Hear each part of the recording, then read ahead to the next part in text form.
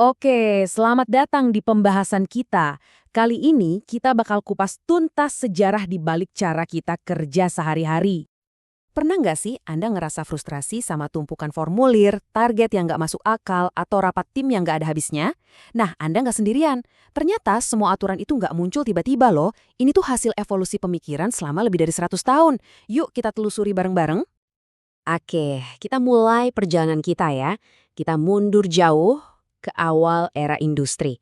Sebuah masa yang, wah, penuh kekacauan tapi juga inovasi.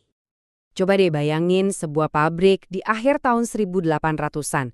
Suasananya kacau balau. Nggak ada standar, nggak ada prosedur. Setiap pekerja ngerjain tugasnya ya suka-suka dia aja, pakai caranya sendiri-sendiri. Hasilnya gampang ditebak. Produktivitas anjlok, pemborosan di mana-mana. Ini jelas masalah gede banget yang butuh solusi radikal. Nah, di tengah kekacauan itu, muncullah seorang tokoh bernama Frederick Taylor.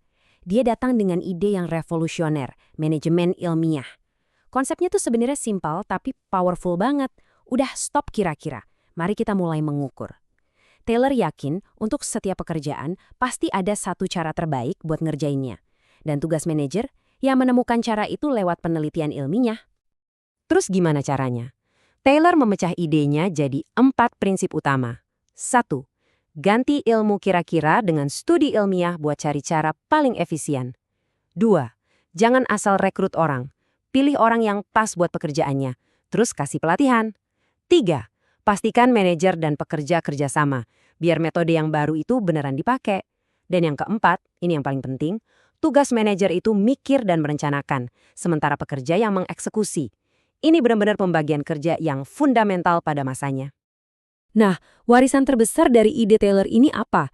Yaitu ide soal pengukuran kinerja yang ketat. Anggap aja Stopworks jadi alat baru buat manajer. Jadi, setiap kali Anda lihat ada KPI, atau target waktu di customer service, atau gimana efisiensi jalur perakitan diukur, itu semua adalah jejak langsung dari pemikiran Frederick Taylor. Oke, masalah efisiensi tugas udah mulai ada solusinya. Tapi, seiring perusahaan makin besar, muncul masalah baru. Sekarang kita lihat gimana struktur organisasi modern mulai kebentuk. Jadi, perusahaan-perusahaan ini kan makin gede ya, tapi cara kerjanya, wah, masih kayak toko kelontong keluarga.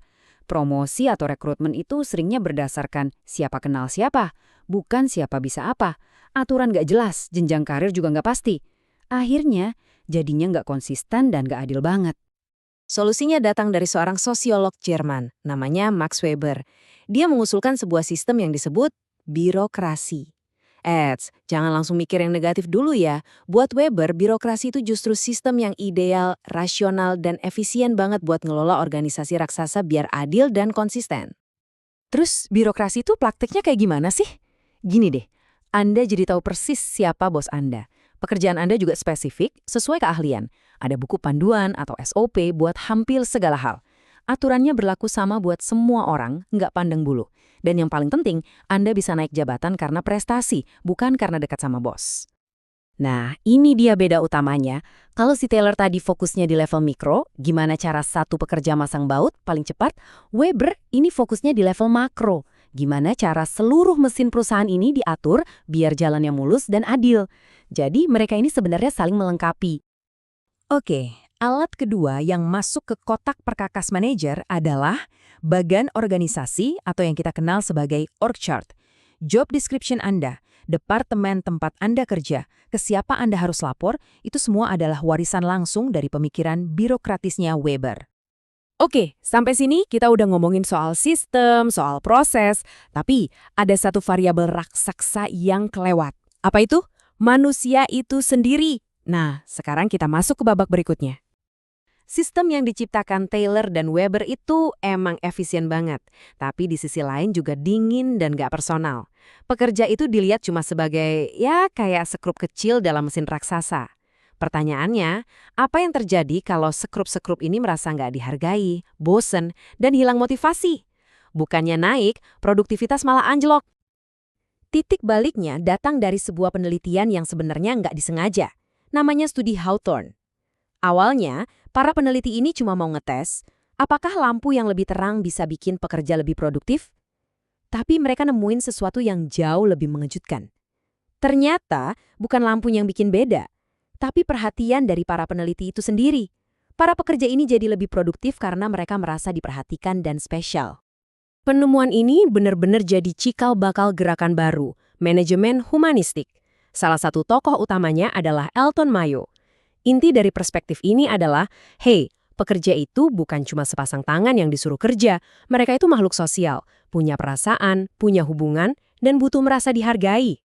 Seperti kata Mayo sendiri, kemajuan teknologi industri ternyata menciptakan masalah sosial baru di tempat kerja. Jadi, manajemen juga harus ikut berevolusi, harus bisa ngurusin sisi manusianya juga. Dan inilah alat ketiga yang masuk ke kotak perkakas kita, jabat tangan. Ini simbol dari hubungan, komunikasi, dan kerja tim. Jadi, setiap kali kantor Anda ngomongin soal budaya perusahaan, ngadain team building, atau nyebar survei kepuasan karyawan, sebenarnya mereka lagi menerapkan prinsip-prinsip dari gerakan humanistik ini. Oke, jadi sekarang kita punya 3 alat, stopwatch, bagan organisasi, dan jabat tangan. Terus, gimana ketiganya ini nyatu di tempat kerja Anda sekarang? Yuk kita rekap sebentar. Dari teori ilmiah, kita dapat fokus pada efisiensi, kayak KPI. Dari teori birokratis, kita dapat struktur dan aturan yang jelas. Dan dari teori humanistik, kita diingetin kalau yang kerja itu ya manusia yang punya perasaan. Nah, ini poin paling pentingnya. Tempat kerja Anda sekarang itu bukan cuma salah satu teori, tapi gabungan dari semuanya. Betul kan? Anda punya target yang harus dicapai, itu ilmiah. Anda punya jabatan dan atasan yang jelas, itu birokratis. Dan mudah-mudahan Anda juga punya tim yang solid dan suportif, itu humanistik. Tantangan buat manajer zaman sekarang ya ini, gimana caranya menyeimbangkan ketiganya. Kapan harus fokus ke proses, kapan harus tegas sama aturan, dan kapan harus benar-benar merhatiin orang-orang di timnya. Sejarah panjang ini membawa kita sampai ke titik ini.